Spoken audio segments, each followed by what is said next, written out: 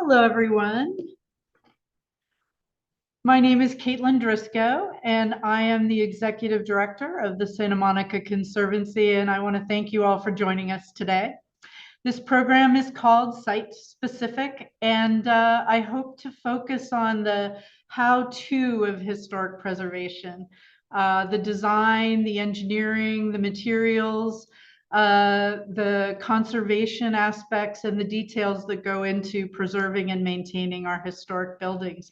This is our very first attempt at this kind of a conversation, and today we're going to discuss the church in Ocean Park. It's located at 235 Hill Street at the corner of Hill and 2nd.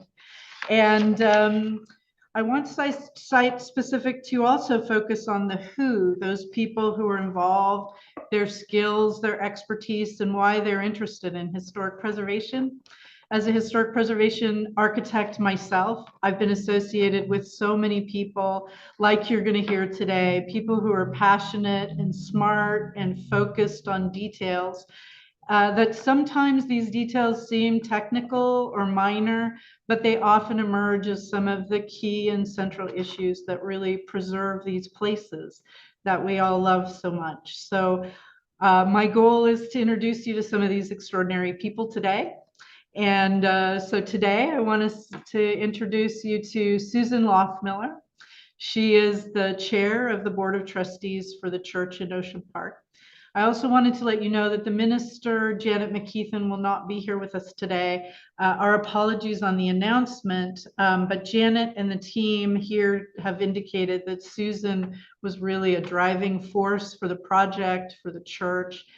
She manages day-to-day issues, and she was really key to making this a successful project. So I'm so happy to have you here today, Susan. And I also want to introduce you to Mario Fonda Bonardi.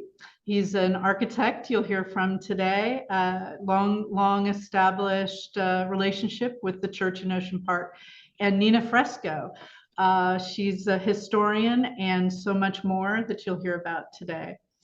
So thank you for joining us. And I want to start today's conversation with a few photos to get us kicked off for our discussion. Little picture first of the church in Ocean Park. Again, located, this is the view from Hill, and beautiful Italianate church. The interior, this is the sanctuary, the main room of the church, and it is just full of life. These are still photographs from a program that the Santa Monica Conservancy ran called the Santa Monica Mosaic.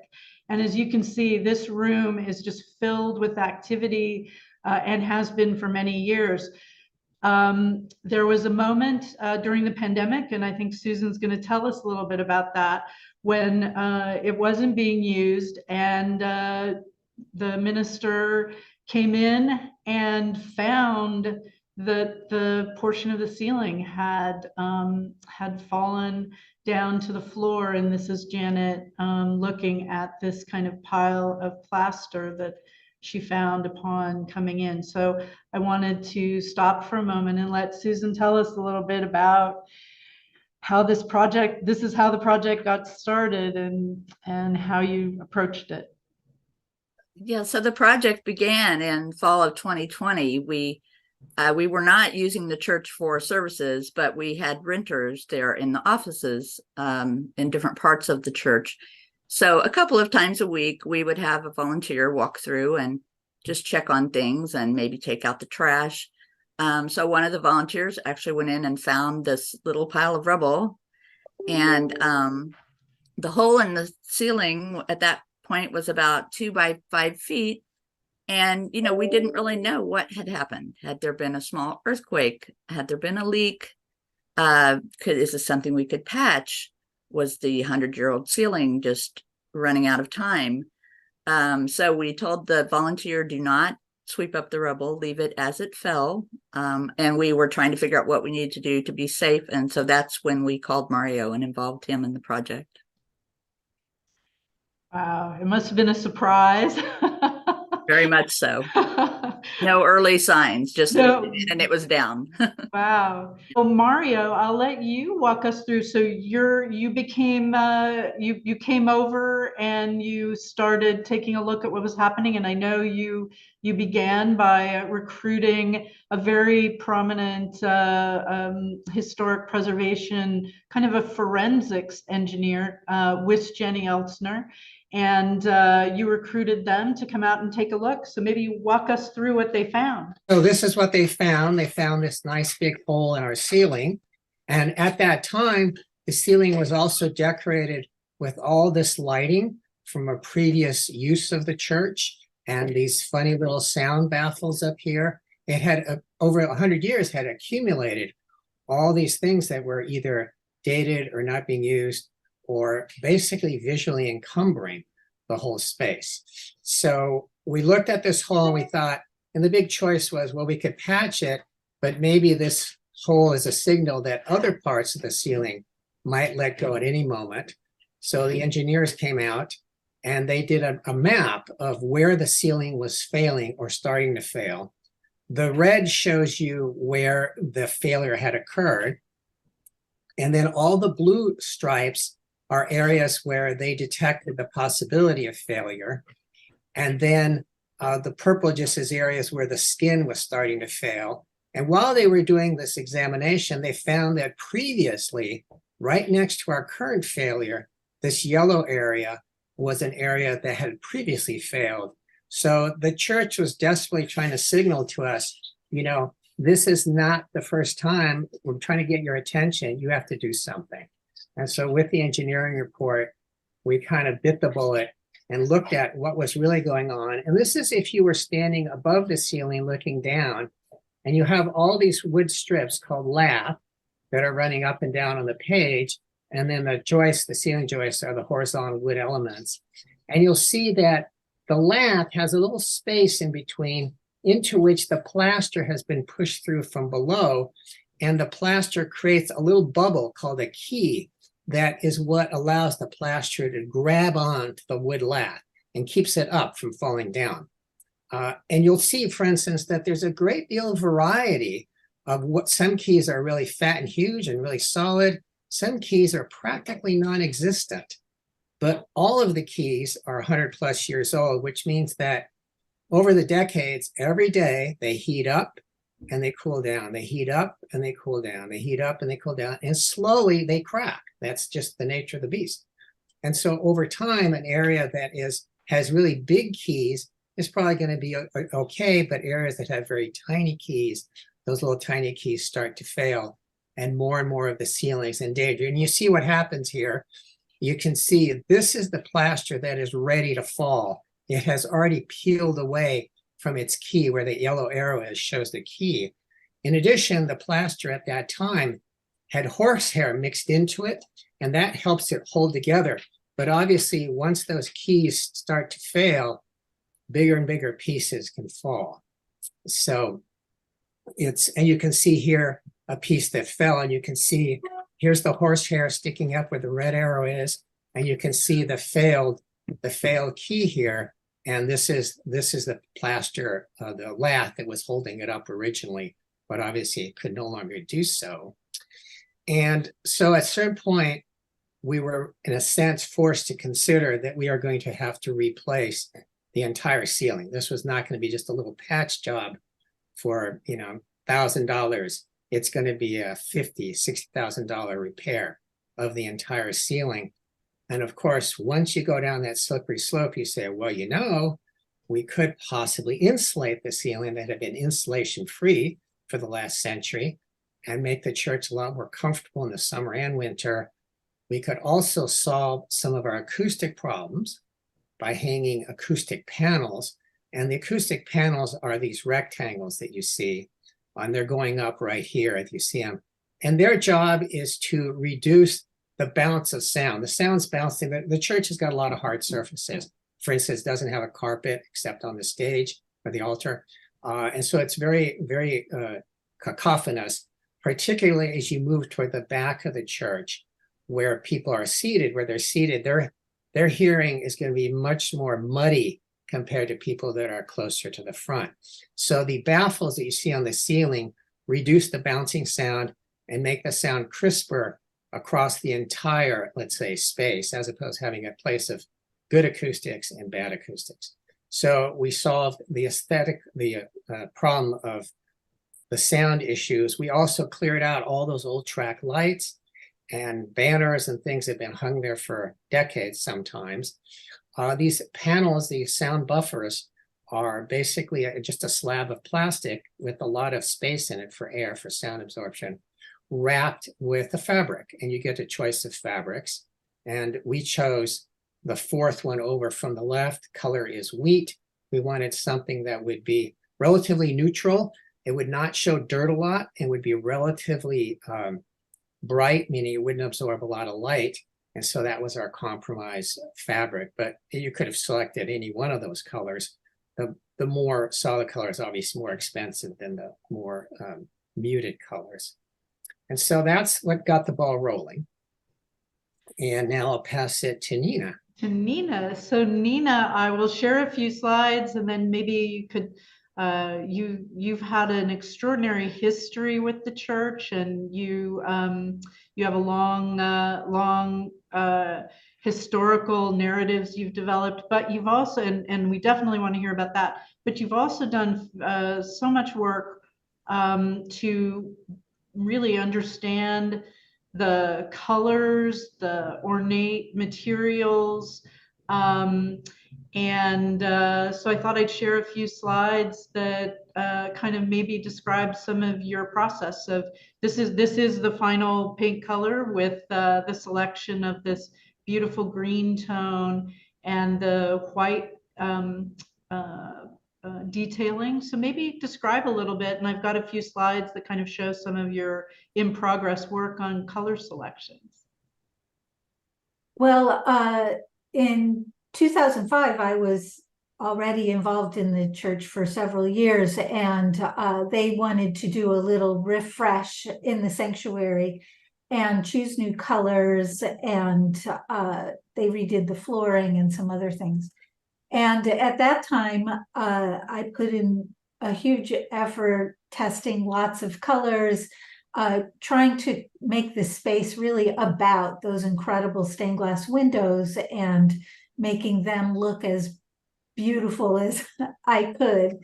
And the color that I ended up with is more or less the way the color of the glass reflects on the wall immediately adjacent to it. The windows have kind of a greenish border, and when it hits the wall, it reflects in a certain tone, and that ended up being the best way to highlight them as the key feature in the room.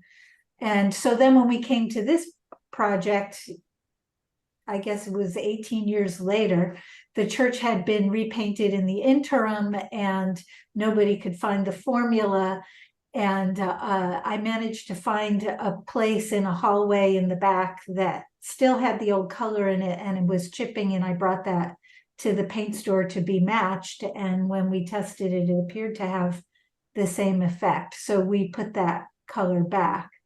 But as you can see in the slide you showed a moment ago, where we had removed a wall sconce, the original color was actually a yellow gold color, which honestly I didn't know until we did this project and had removed the sconces in preparation for the painting project. Wow. So this is the gold. When you took the sconce down, you found older plaster and older color beneath the cover for the sconce. Right, you can see that there were layers and layers and layers of paint over it, 100 years of refreshing. So yeah. So the windows are still a project for the future, but we, back in 2004 or 5, whenever that was, we did some research into trying to understand who made them and where they came from. We called Judson Glass, which is always for decades been the premier stained glass manufacturer in this region, and they have an incredible archive and a research service where you can call, give them an address, and they will tell you if they made those windows or not, and they didn't, which was a really sad thing. But these windows are made of, beautiful multicolored slag glass, and then they have painted detailed medallions with Christian motifs. They have banners along the bottom that recognize past parishioners. Some of the banners recognize people who donated to the construction of the church. There's a big one that recognizes the architect in a prominent place. The color palette, I think, just really does pick up those, picks up those.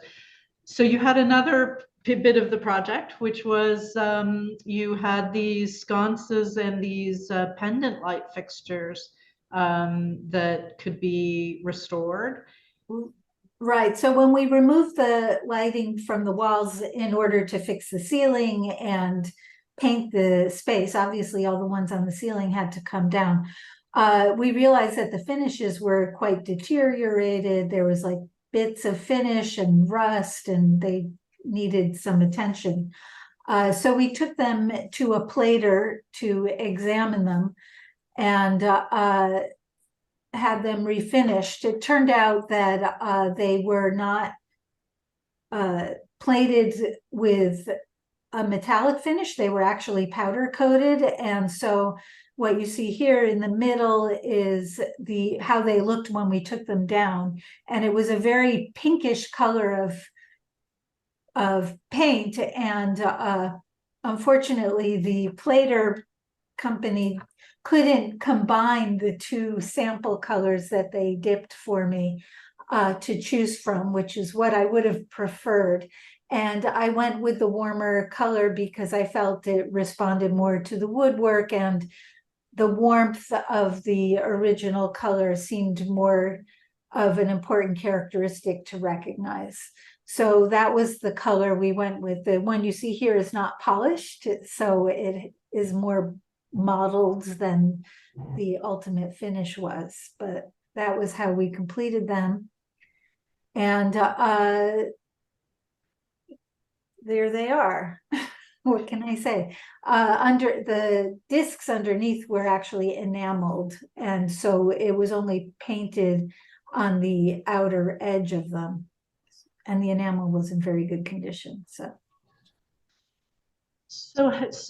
I'll start with you, Nina. So approaching something like this, like the selection of colors, you have a creative background in costume and costuming, and how do you find, how do you start? Where do you start? You've shared a little bit about you do the historic research, you look at what colors you've found. How do you feel like this creative background you have in the creative process weighs into how you do your work? Well, when you're doing costume design, which I did for many years, you're dressing a character to be themselves. Obviously, there are certain stylistic overlays, but in general, for when it's a character in their modern dress, it's about what we used to call being a master of the obvious. If you get it right, nobody notices the costume. They just look like the character they're supposed to be. And it contributes to the story in an underlying way. And when you're rehabilitating a historic building, there's a very similar approach that I like to use. I don't want anything we do to intrude on our understanding or experience of the historic resource. I want it, if it's not like with the paint color, we did not restore it to the original color, but we restored it in a way that was very careful to be not detract from any of the historic features in the space. And that was the goal with the paint. Honestly, when I chose the original color of paint, I didn't know we had access. We didn't do a paint test. So I didn't know we had access to the original color, but I'm not sure we would have chosen it. In historic preservation practice, paint is, of course, the most reversible thing of all. So we have the most flexibility with it. So Mario, it looked like you have, as you were embarking on figuring out how to reconstruct the ceiling, and then there's insulation and lighting and sound systems. How did you decide to, Nina is a close colleague. We all actually work together at the Santa Monica Conservancy. And I know both of you have had a long relationship at the church at Ocean Park as well. But how do you integrate Nina's work into the overall architectural vision for these spaces? Well, I think Nina has sort of given us the direction, which is to get out of the way and let the building speak for itself. So every intervention should be very delicate, very nuanced, and invisible. Nothing should attract your eye and say, oh, that's clearly modern, or that's clearly from the 1930s. We're trying to make it so that if a person walked in 100 years ago, they would feel right at home. They'd say, oh yeah, I've been here. This is my church. And that was the standard. That's what we were aiming for. Fortunately, the building had very few modifications. I mean, it had some, as inevitably happens. No building is finished. In that last slide that you showed, Kaitlin, if you could go back to it, you'll notice that it's showing the back of the church, the back of the sanctuary, the main space. And on the left side, you see there's a wooden panel there, right there, that's outlined there. That was obviously open at one time. And so that whole area up there was a place where you might have a choir, or in a wealthier church, or maybe it was even planned for in this church, you might have an organ in that space. Now, as it turns out, that space has been closed up and it's an office that the church leases out, and churches need to do things like that to stay alive. But the building itself had very few modification. It was very, very close to the original. So it was pretty easy to just follow the building's lead. Obviously, the acoustic panels were new, as is, for example, that you see that big black object on the ceiling. That's a very high-tech, aimable light that can change colors, can change angle of aperture, and is aimable, all remotely controlled. And it doesn't, it replaces that tangle of basically track lighting that we had up there with all those crossbars and things. So it doesn't fit, but it contains the damage. So obviously when you're doing something like that, you're trying to make it as small as possible, and your eyes aren't supposed to go there. When someone points it out to you, of course you see it, but most people who come to the church, it's sort of background, it just sort of vanishes up there. So that's another thing to do when you make changes, make them as small as possible. The other thing that is, it is by itself, just because of the power of the stained glass, it is a really wonderful space. When you go in there, you feel the energy. That's very, very serene in some ways, even though obviously the church has seen everything from wars to depressions to funerals. It's a church, it's a working church, but it still feels very peaceful when you go in there. And that's another thing we were trying to achieve, was a certain spirit of the church, which should be a place of sanctuary in all senses of the word. So that explains part of what I was doing along with Nina and everybody else. But we had a lot of help. A lot of people worked on this pro bono. The acoustic engineers, they told us where to put the panels. And I thought they would come in with some high-tech, sonic equipment and tell us the reverb time and all this stuff. And they just walked in and clapped their hands and listened and say, okay, you're going to need the panels, this many of them here, here, and here. And so fortunately, the solution was very straightforward. We didn't have to do any gymnastics. For instance, we didn't have to move any of the existing light fixtures that were hanging from the ceiling that Nina restored. So again, as limited intervention as possible, unless there's a problem with the space. But this space did not have a problem, so there was nothing to solve. It's more just get out of the way and let the space do the work. Wow, that's amazing that there hadn't been that many changes over the years. So Susan, as we're hearing, it started with a set of plaster fails when you came in and you just noticed that it was failing. And then it became a restoration project to result in this beautiful new sanctuary. Tell us how you manage that change in scope, or from the start, not knowing what you have, learning about it, and then resulting in this beautiful, successful project. Yeah, I think our original estimate for the repair was somewhere around $50,000. And, now 3 years later, $300,000 into the restoration. I mean, this was really a classic case of turning a negative into a positive. The church was closed because of COVID anyway, which allowed us to sort of take a breath. Our amazing minister, Janet, like the church, she is small but mighty. The church is a home to interfaith and people of no faith.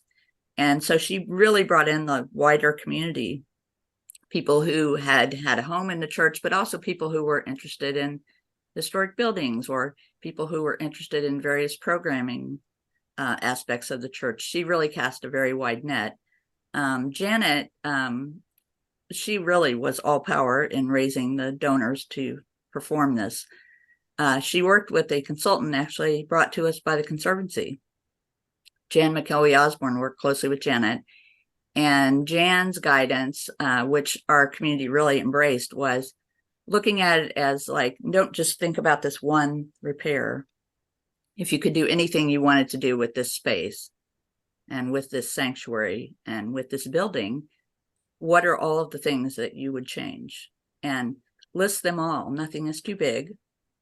And then make tiers and prioritize them. So, we're considering this as like the phase 1.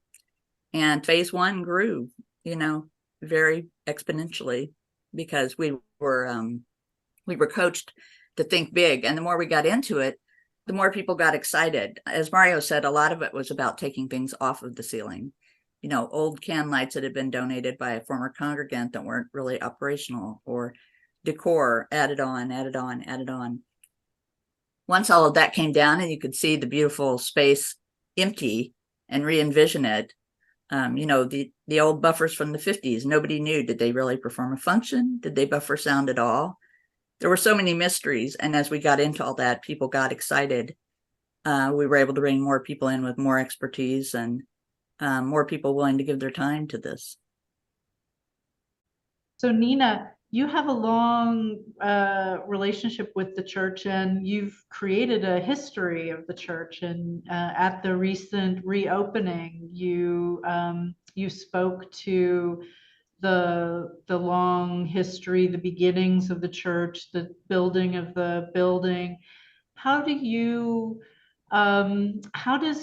this history, in your mind, feed into making these successful projects? And how do you relate the historical research that you do with these details that you also conserve? Well, the way a building, especially a church, is built and the way it appears and the features it includes are all very strongly reflective of the people that built it, because churches are community efforts. And so the people who raised the money and designed the church, the architect was a congregant, it was a team effort. The money was raised by quilting and chicken dinners by the Ladies' Aid Society. It's all part of what the church is. And over time, the community around it changed a great deal. But the church was still there, yearning for a community. And in the 70s, it was shut down. It went dark. And a new Reverend, James Kahn, who was young and inspired and had a whole new idea of how to build a community in a church setting, turned it into a whole different kind of place. And the fact that it was a church, but it wasn't a church. He didn't call it the Church of Ocean Park. He changed it to a church in Ocean Park. And it was about the fact that it was a place, a sacred space where all kinds of people could come together, and they did a whole host of groundbreaking innovations just came out of that place that were really inspiring. And it, you know, the fact that it happened in a community space, in a community church, just adds to the legacy, really. So to me, it's really a very important place in Santa Monica, and, you know, in the cultural generation of social justice programming in the United States. I think it's a really, really important place. So. Yeah, so you, oh, and Mario, I'll ask a quick question and then please follow up. I mean, I think from what Nina's saying and those initial photographs I showed of all the different uses of that main space, I don't know, Susan or Mario, might you describe what it's like to create such a space that needs to serve all different functions, small, large, like you've integrated the lighting and the sound, but it has to be very flexible, it sounds. Mario, maybe you want to take that one. Well, the biggest flexibility is the $35,000 we spent on the sound system that can do everything. You know, makes coffee in the morning and it can go water skiing in the afternoon. And that was a big step for what was at one time a space that was really acoustic, and it was designed before there was amplified music, before microphones became part of the show, you know.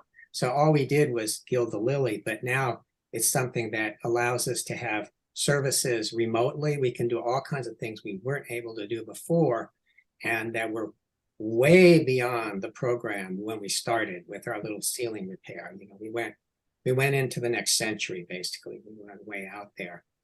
And I'd like to follow up on something that Nina said about Jim Kahn creating a community, and a community meaning a church that sees a little bit farther than its religious, let's say, mandate, its religious program, and to its own benefit, actually, because there was a little shack called the Shotgun House that was kitty corner approximately to the church.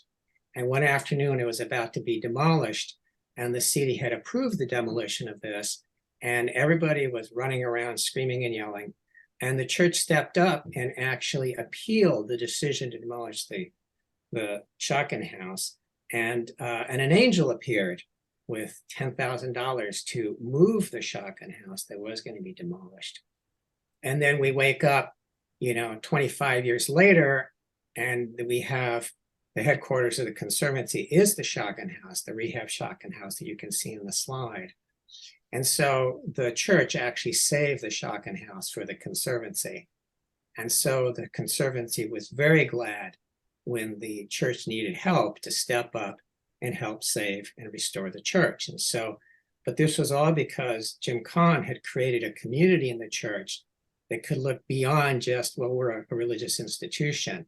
How many churches do you know that go around saving historic buildings in their spare time? You know, it's not exactly part of the standard operating procedure. But in this case, it paid off, because when the church needed this kind of intervention, there was already a crew ready to go with the right tools, whether they be consultants, whether they be skills, to help the church move ahead, way ahead. But that initial push came 25 years ago when Jim Kahn was the Reverend. That's so interesting. And Susan, I understand you've been with the church through all that time, and you actually were one of the people who saw the little building across the street. I mean, your role in this, technically and architecturally and design-wise, is of equal to be able to manage and fundraise and energize your members to do all of these good works. How do you find the time for all of that? Well, outside of my job, the church is my main activity. various programs that we have going, but also just, as you say, the long-term relationships. I mean, I've been friends and colleagues on various things with Nina and Mario over the decades. And so it's a lot easier to do these things when you know the right people, you know, that have the right skills. And we enjoy working together on various causes. We usually are on the same page on most of them. So it's not really even a labor at that point. It's just, you know, what you do for fun, you know, doing good works with your friends. And how, and tell us a little bit about Janet. I know she's instrumental in fundraising, and Mario, I know you've talked a little bit about there can be large donations, but then there can just be a lot of small financial involvements. I don't know, between you and Susan, do you want to talk about that, the importance and how the fundraising tree is so crucial to some of these decisions? Well, it's an act of faith because, you know, we started with this tiny little fundraising with this tiny little problem. And at a certain point, the problem was growing faster than the fundraising. So that's the long, dark night of any construction project where you just think, God, are we way in over our heads? Are we ever going to make this? And somehow, primarily through Janet, the Reverend, she managed to amass one very large contribution, maybe about a third of the budget, and then several smaller ones, and millions of little tiny ones, but they all added up. So we were able to finish a project that if we knew this is what it would have cost from the beginning, we never would have started. If someone says, forget it, you're in 300,000, you're in over your head. And we would have said, oh, I guess we are. But we had enough people with faith and people of generosity, actually, that we were able to exceed everybody's collective expectations, whether they were in the finished product or in the fundraising or the quality of the space. And I think that was the big payoff, that it went above budget, but it also went above in quality, and it went above in the pleasure and the use of the space, which is now baked into the cake. It'll be that way for until Nina gets tired of that lime color and she'll paint it some other color. And how you were describing that you created these construction documents, and that in the core that there was enough surprises from just the existing conditions and the plaster repairs, and the added programming and the kind of qualier additive elements. But then you did create these construction documents, went to the city, and I understand there were some, you know, some necessary additional additions. Well, you know, to be honest, normally when the city delays your project because of basically plan check issues, you're tearing your hair, you're screaming, you're jumping up and down like crazy. But this is one where I just kind of sat back, said, oh yeah, just slow us down a little bit more because we're waiting for our fundraising to catch up. So take our time with plan check. You never have that attitude. So meanwhile, fortunately, the fundraising did catch up, and we were able then to afford many of the things that the city wanted us to do, particularly all the handicapped accessibility issues that old buildings face. Those were costly. We had to add in railings everywhere. All the railings were wrong height, wrong dimensions, and a couple of other things. And those were good things the city wanted us to do, and also that we ultimately wanted to do. But now they were part of the program all of a sudden. It wasn't optional. We wanted to do them. We could do them. We were forced to do them. And fortunately, we had the budget to do them. And that happened in a number of different places where the city's intervention was generally positive. They did not, we did some extensive electrical rewiring to make it all work and to give us flexibility that you control all the lights from 2 different places in the church, depending on the kind of program you were running. So there were a number of things that aren't immediately obvious or visible, but the city was very accommodating and did not put us through the ringer in terms of building inspections like they have in some other projects. They were pretty nice to us in that sense. Not that they were skipping over things, but they weren't going nutsoid over the, let's say, insignificant and irrelevant thing. They were pretty right on. And we also had a good contractor who was willing to work with us and came back and was never discouraged when we said, oh, we've just changed our mind. We want to do this. And can you give us a price on that? he walked with us the whole distance, and so we were blessed in that regard. Oh, that's a great comment. That's a person not in this conversation that's extraordinarily important to a successful project, is working with the contractor. And thanks to Susan, who essentially sorted through a number of contractors before we found the winning combination. We did spend a lot of time in bidding and in checking the bids and getting everything kind of clear that this is what we were paying for and this is what it was going to cost. And I think, Susan, you picked the right person. You don't know that going in. We had never worked with this person before. At least I hadn't. Maybe somebody else in the church had, but it was a new experience for us. Oh, that's interesting. So Susan, did you select one firm with a general contract, or did you look at electrical separately from the plaster reconstruction or hire specialty, or did you go with a general contractor? Well, we had originally 3 bidders, general contractors, 2 of whom were known to people in the church who had worked with people before. And we had multiple meetings, multiple walkthroughs with all 3. Mario came to multiple Zoom calls with all 3.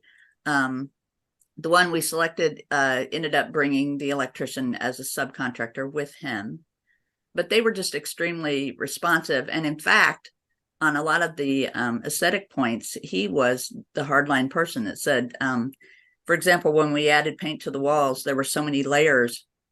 Some of the walls started just peeling off. They couldn't even get it to hold paint. And then there were other spots in the church where maybe something had been patched in the past. So you see the bumpy plaster, and then there's an area that's very smooth and a very obvious, patch. He took out all of those areas and made it all look like it was original, which was his suggestion. And of course, he did charge us for it, but probably not the amount of time that it really took him to make it look that way. So he was very much a partner. We were on the phone at least every other day at the end of the day, talking about various aspects. He came to all of our team meetings. We met for a while. We met once a week at different intervals, maybe once every 2 or 3 weeks, but he was always there. And our communication with them was really key. Having this person that really understood and really cared about what we were trying to do and really wanted it to be, he was very into making it be perfect at the end and not have any, bad spots or junk still remaining, So he actually kept pushing us to higher levels too, I feel. And we should say it was tricky. You were fully operable in your basement level. You run a children's is daycare or children's program. So he's working in a building that's basically partially occupied during all of this. Did he run into any? So I'm sure, for instance, for the electrical, you had scheduling issues and timing. But that fortunately they're only there during specific hours, and there's a separation between the floors. They made the doors, to the yard. They made it a hard close where no kids could, be in the area. And they were patient, The daycare was very patient, knowing we just told them this is going to be loud and it's going to be disruptive and it's going to go on for some time. But it's a 100-year-old building.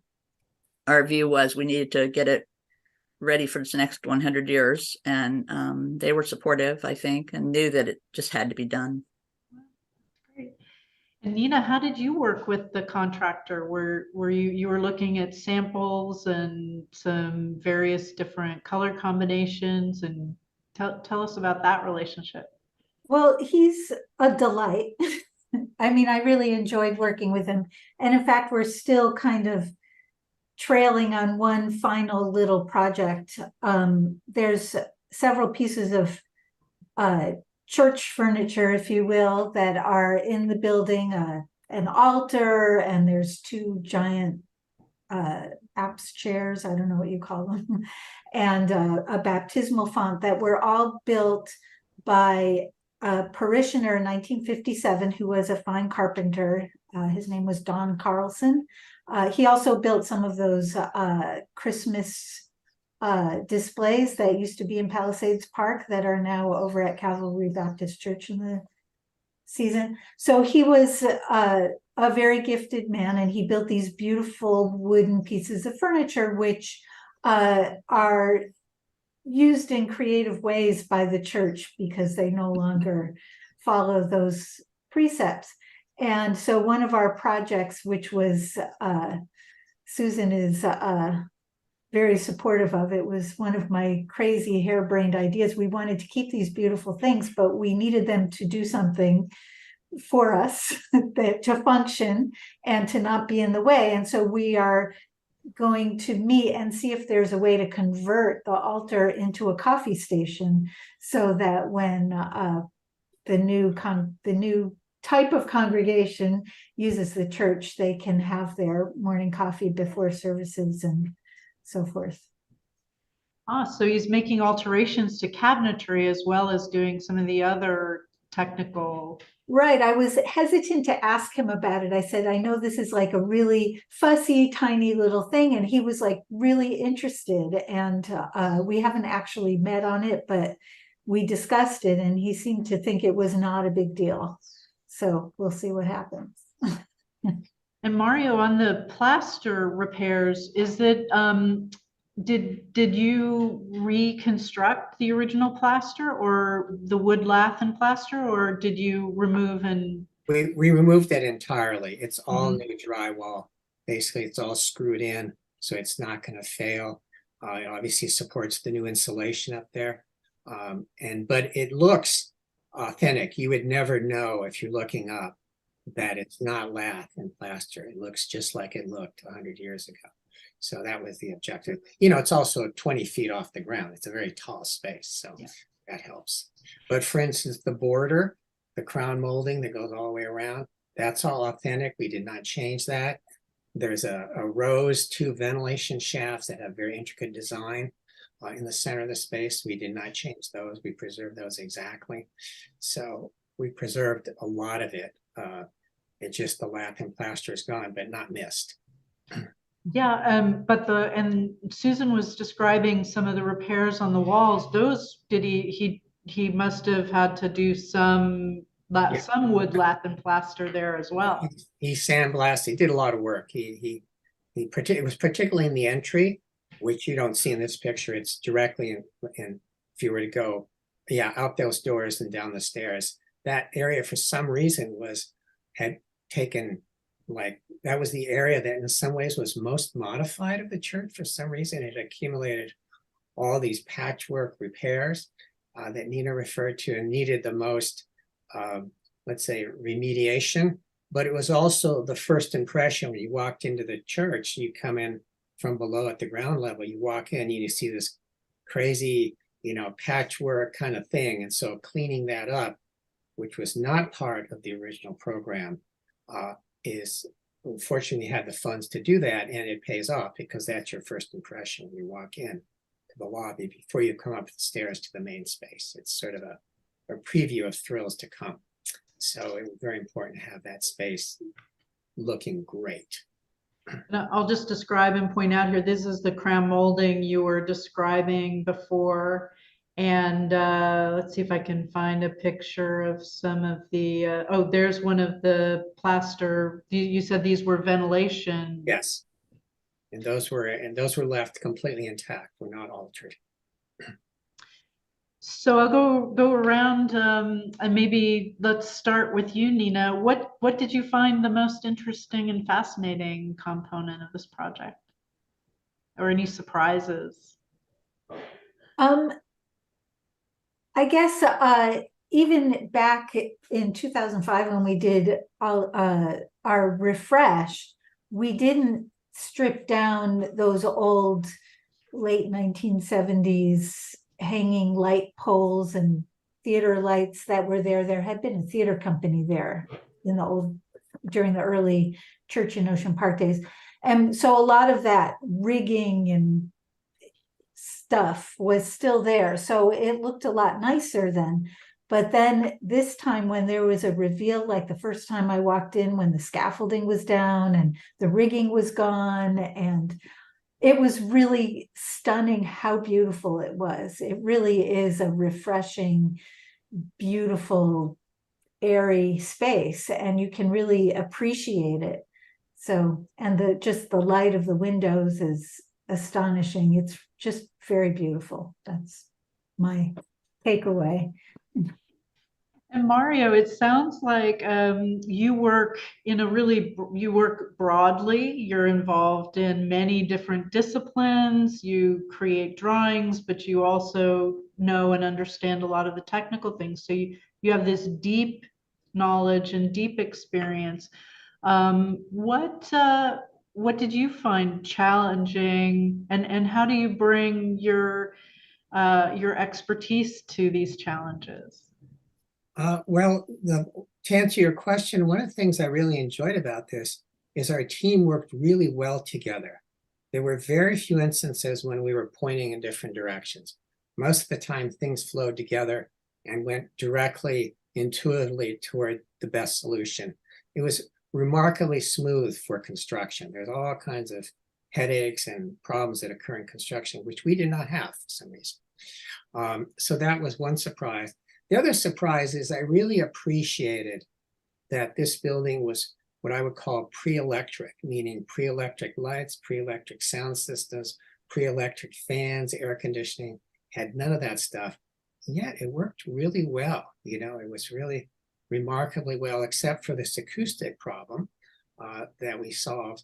It was a really nice space. And wherever you stood, whether you were on the altar or whether you were up in the mezzanine where the choir would be, wherever you stood, there was something pleasing to look at. So I kind of ended up admiring the wisdom in this case of the original team, whoever that was. We have the name of the architect, but there was some real quality thinking. And I also had the feeling that these churches of this scale and size were not exactly formulaic, but they were time tested. In other words, you were getting something that you knew was going to have good acoustics, was going to have good lighting, was going to have all these things, that you didn't have to reinvent the wheel every time you designed a church. And I had that feeling that we were standing on the shoulders of something that was very solid. That's great. Well, oh yeah, Nina. Wanted to interject that the architect was actually a city employee. He was trained as an architect, but he was the guy who reviewed and approved permits for the city. Interesting. Just a little note there.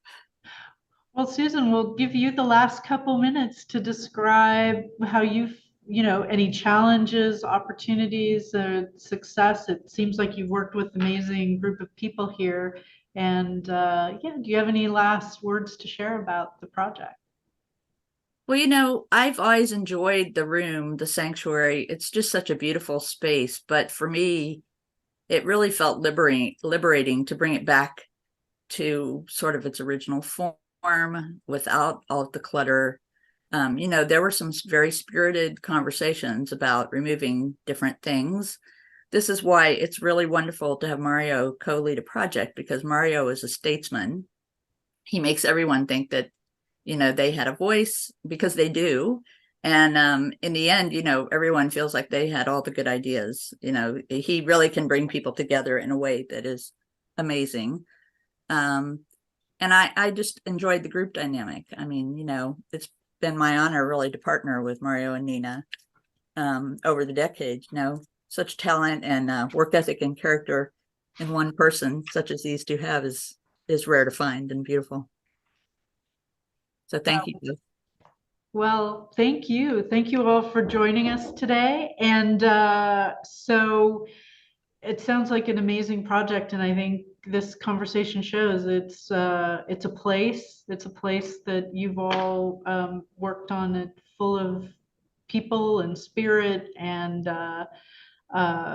the physical components of that you've had the opportunity to restore, I think, are just emblematic of how beautiful it's come out. So it's really a nice project. So thank you all.